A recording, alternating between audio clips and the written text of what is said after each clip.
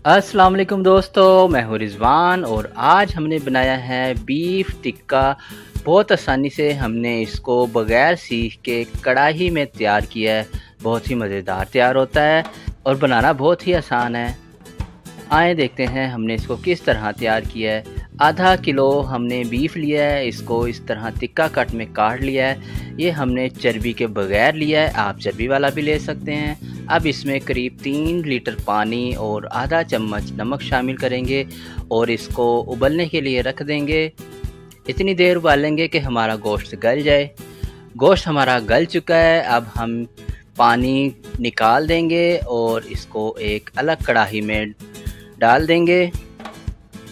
अब इसमें हम थोड़ा सा नमक शामिल करेंगे क्योंकि नमक हमने पहले भी शामिल किया था। अब इसमें आधा चम्मच पिसा हुआ धनिया शामिल करेंगे, आधा चम्मच पिसा हुआ ज़ीरा, थोड़ी सी हल्दी शामिल करेंगे, 1 चम्मच पिसी हुई सुरख मिर्च शामिल करेंगे,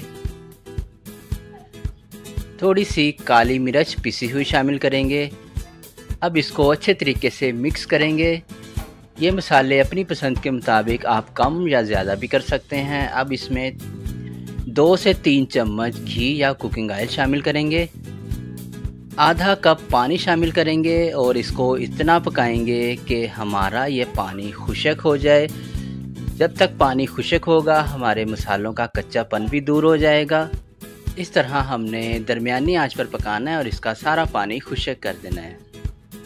पानी हमारा खुश्क हो चुका है। अब अगर आप चाहें तो इसको कोयले का दम भी लगा सकते हैं, लेकिन हम इसी तरह रखेंगे।